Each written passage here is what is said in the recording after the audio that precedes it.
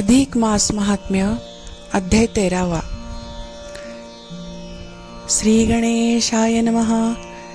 श्रीहरीने जेव्हा अधिक मासात पुरुषोत्तमाच्या मूर्तीसमोर दीप तेवत ठेवण्याचे महात्म्य सांगितले तेव्हा श्री लक्ष्मीला अधिकच उत्कंठा वाटली. तिने आणखी कथा व महात्म्य सांगण्याची विनंती केली. तेव्हा श्रीहरी म्हणाला, मी दीपदानाचे महान फळ कसे मिळते त्याची आणखी एक कथा सांगतो. पूर्वी मथुरा नगरीत शाकली नावाचे एक सदाचारी ब्राह्मण राहत असे. त्याला 2 बायका होत्या. एकीचे नाव विमला, दुसरीचे नाव सुशीला असे होते. तो ब्राह्मण आपल्या स्त्रियांसह गृहस्थाश्रम चालवित असता पुरुषोत्तम मास आला, म्हणजे अधिक महिना आला. नित्य कर्मानुसार सुशीला यमुनेला पाण्यासाठी गेली. तेथे तिने पुष्कळ जण नदीत स्नानासाठी येत आहेत असे पाहिले व घरी येऊन पतीला त्याचे महत्त्व विचारले. पतीने अधिक मासातील स्नानाचे महात्म्य सांगितले आणि महिनाभर देवासमोर दीप लावण्याचे महात्म्य व पुण्यही सांगितले. तेव्हा त्या स्त्रीने नदीत स्नान केले व पतीच्या सांगण्याप्रमाणे देवापुढे दीप लावला. तो रोज हा क्रम चालवू लागली आणि तिची जी दुसरी सवत होती विमला, हिला मत्सर वाटला व तिने दिव्यातील तेल काढून टाकले व दीप मालवला.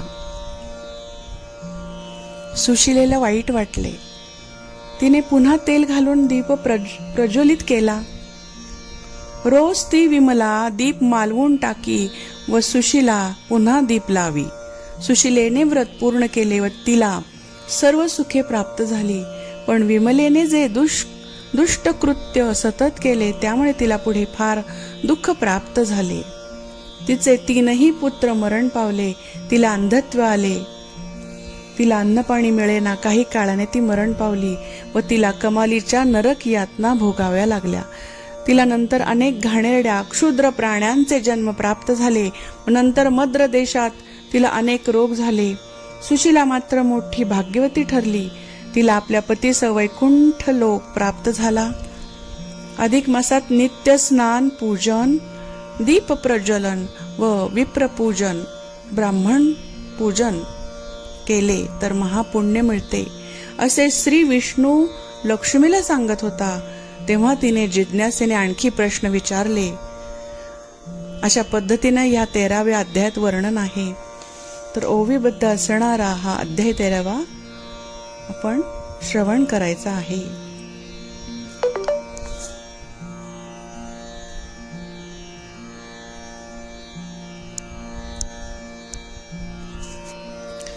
गोपाल कृष्ण भगवान की जय. शांताकारं भुजगशयनं पद्मनाभं सुरेशं विश्वाधारं गगनसदृशं मेघवर्णं शुभांगं लक्ष्मीकान्तं कमलनयनं योगिभिर्ध्यानिगम्यं वन्दे विष्णु भवभयहरं सर्वलोकैकनाथं. गोपाल कृष्ण भगवान की जय. श्री गणेशाय नमः. पूर्वाध्यायाचे अंती कथन. अधिक मासेच्या दीपासमान आणिक नसेची जगी पावन ऐसे हरीने कथियेले. ती पद्मभूजनकाची वाणी ऐकून या ती चंद्रभगिनी. परमादरे जोडून पाणी पुनरपी हरिते विनवित. अहो प्रभू देवाधिदेवा कैवल्यनाथा श्री माधवा, स्वभक्तजनांच्या मनोभावा तुम्ही पूर्वा सर्व काळ. म्हणोनी विभो मी तुम्हा प्रती प्रार्थित आहे पै मागुती. मजलागी दीपकथा निगुती अति रसाळ कथिलित. परी एकदा केले सुधापान तितुक्याने नाही समाधान. म्हणोनी पुनः पुन्हा गिरवाण तयासी जाण करितात. तैसे ह्या मधुर कथेने पाही मम हृदय धाले नाही. म्हणोनी तियेच्या श्रवणाविषयी अधिक इच्छा झाली असे. तरी हे देवा होनी दयाळ पूर्वा माझ्या मनीची आळ. अधिक मासीच्या दीपाचे फळ सांगा सकळ पुनरपी. आणि कोणी लाविला दीपक तो विध्वंसिता काय पातक. तेही यथार्थ सकळिक म्हणून सार्थक करावे.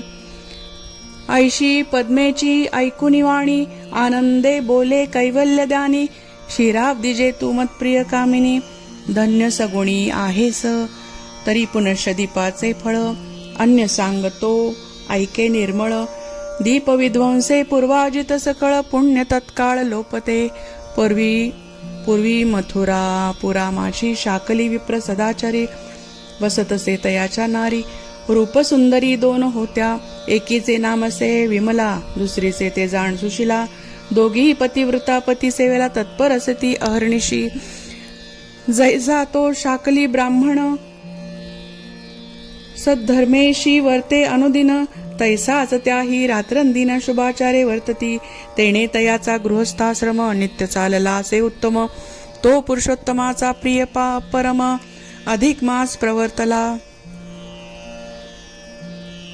तै नित्य कर्मानुरोधे प्रभाती. शाकली भार्या सुशील सती. उदका लागी यमुने प्रती एकलीच पै गेली असे. तो तेथे नगरवासी लोक स्नानार्थ येत आहेत अनेक. ते पाहताची ती घेऊनी उदक स्वगृहा प्रत पातली. आणि वंदुनिया पतीचे चरण. विनये बोले मधुर वचन. स्वामी इच्छिते कराया प्रश्न परी. कोपन कीजे दयाळी. आज बहुतेक पूर्वासी स्नानार्थ जातात यमुनेसी. तरी पुण्यकाळ या दिवशी काय आहे सांगीजे. ही सुशिलेची ऐकुनी वाणी. शाकली म्हणे ग कल्याण रूपिणी. आज लोक यमुने लागुनी यदर्थ जाती ऐकते. सूर्य संक्रांती नाही जयात. आणि विष्णूची प्रिय अत्यंत ऐसा जो अधिक मास विख्यात जो आजी प्राप्त झाला. या माझे जे पुण्यकर्म काही करावे ते होते अक्षयी. दीप प्रबोधकते पाही वैकुंठा ठाई नांदती. या पुण्यकारक अधिक मासी जो दीप देई पुरुषोत्तमासी. तो पुनश्च कदा भूमीसी नये जन्मासी निश्चये. या लागी हे कल्याण रूपिणे मुक्ती कामना जयांच्या मनी. या लागी हे कल्याण रूपिणी मुक्ती कामना जयांच्या मनी. तै ह्या मासी अनुदिनी यथाविधी स्नानी प्रवर्तावे. आणि संपूर्ण मासपर्यंत दीप करावा खंडित. ऐसे करिता जे फल यथार्थ प्राप्त मनुष्यांसी. तयाचे समग्र कराया वर्णन समर्थ नव्हे सुशील वर समर्थ नव्हे चतुर्वदन. तेथे मी एक मुखे करुण काय वर्ण सुशिले. एवं पतीच्या ऐकुनी बोले अत्यानंदे म्हणे सुशिला. स्वामी भवद्दा आज्ञे करावयाला उत्साह मनाला झाला असे. पतीच्या आज्ञे विण स्त्रियांनी कोणतेही कर्म करिता जणी सर्व निष्फल होते. म्हणून अनुज्ञे लागुनी त्या चित्ते. ऐसी ती येते ऐकुनी वैखरी. शाकली म्हणे ग सुंदरी. पती प्रियते हित मानणारी. त्वत्सम नारी दुजी नसे. या लागी मी झालो प्रसन्न. तरी आज्ञे यथाविधान स्नान आणि दीप प्रज्वलन करी तो कांते या माझी. ऐसी पतीची आज्ञा मिळता आनंदली ती पतिव्रता. मग कालिंदी जळा माझी स्वतः स्नान केले यथाविधी. आणि घटस्थापना पूर्वक यथाविधी उजळिल्या दीपक. नित्य गंधाद्युपचारी सकौतुक अर्चन करी तयाचे.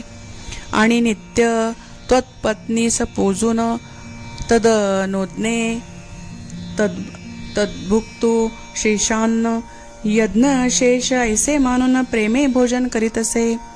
ऐसे ती पतिव्रता यथोक्त अधिक मासी व्रत आरंभित. ते पाहुणी तियेची सवत विमला दुःखीत जाहली. गृहकार्य सकळ टाकिले. सपत्नी द्वेषा आकळिले. सर्वदा अतिमनी तळमळे परिणाम कळे अन्यासी. काय करिता आता मजसी सुख होईल निशेसी. आणि सपत्नीच्या ह्या व्रतासी विघ्न कैसे उद्भवेल.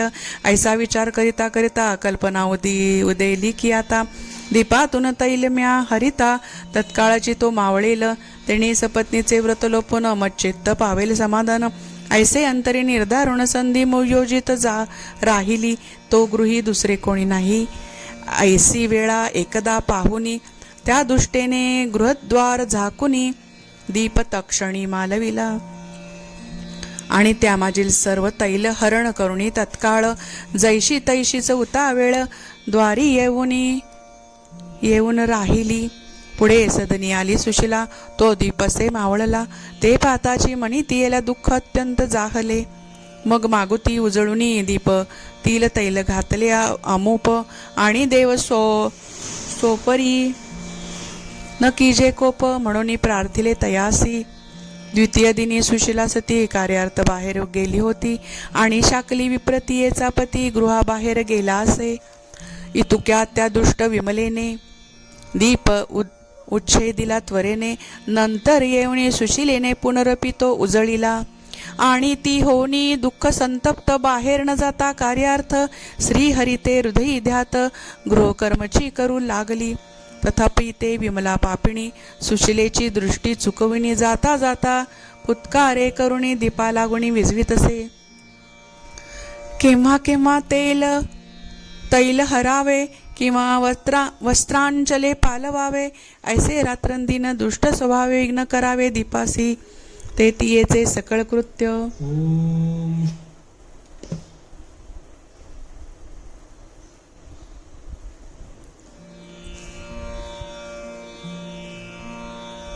सुशिलेने जाणिले सत्यपरी. ती येते स्तुत्यास्तुत काहीच न बोलती.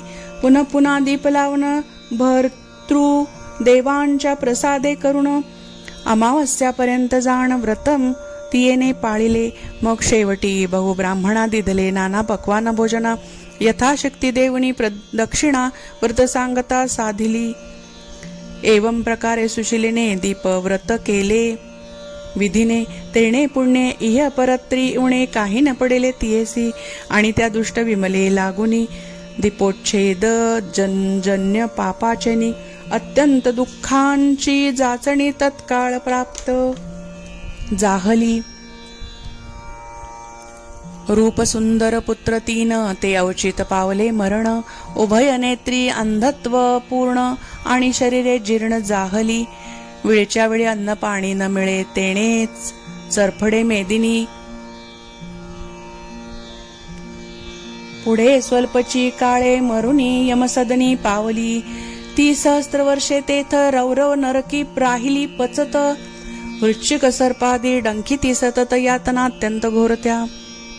पुढे जन्मुनी ग्राम सुकरी सतत विष्ठा भक्षण करी. तेथुनी पुढे घोर कांतारी सर्पिणी जाहली भयंकर. तेथे सर्वदा भक्षी वात अन्न न मिळे काही पदार्थ. पुढे देहांती अन्यवनात वंचक कोल्ली जन्मली. पुढे होनी वडवाघुळी सोविष्ठा भक्षी सर्व काळी.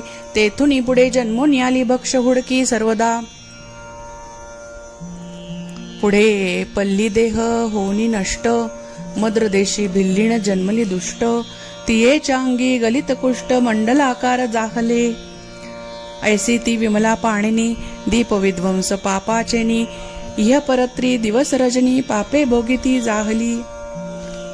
आणि सुशिला ती जन्मभर सुख भोगुनी अपार. संतती स्थापुनी भूमीवर पतीसह वैकुंठी पावली. जेथुनी नाही पुनरावृत्ती तीस मिळाली सायुज्य मुक्ती. ऐसा अधिक मासेच्या दीपाचा अति महिमासे साचार. आणि नारी किंवा नरजे कोण अधिक मासा माझी अनुदिन. स्नान दीप किंवा विप्रसेवन यथा विधान करितात. तया नाही पुनरावृत्ती. गर्भवेदना तत्काळ मिटती. आणि ही कथा ऐकती पडती तेही पावती त्याच फळा. ऐसे हरीचे ऐकुनी भाषित. पुनरपी लक्ष्मी प्रश्नित त्याप्रत. ती बहुरसाळ कथा समस्त पुढच्या प्रसंगी होईल पा. इति श्री अधिक मास महात्म्यसार बृहन्नारदीय पद्माधार. सज्जना श्रोते ऐकोत चतुर. त्रयोदशोऽध्याय मधुरा. इति त्रयोदशोऽध्यायः. या अध्यायात असं सांगितले की रोज तुपाचा दिवा घरातील कृष्णाच्या मूर्तीपुढे सकाळी 1 तास व संध्याकाळी 1 तास तेवत ठेवावा. दिवा म्हणजे निरांजन, आणि हे निरांजन म्हणजे अधिक मास झाल्यानंतर शेवटी उत्तम निरांजन असे ब्राह्मणाला दान द्यावे. गोपाल कृष्ण भगवान की जय.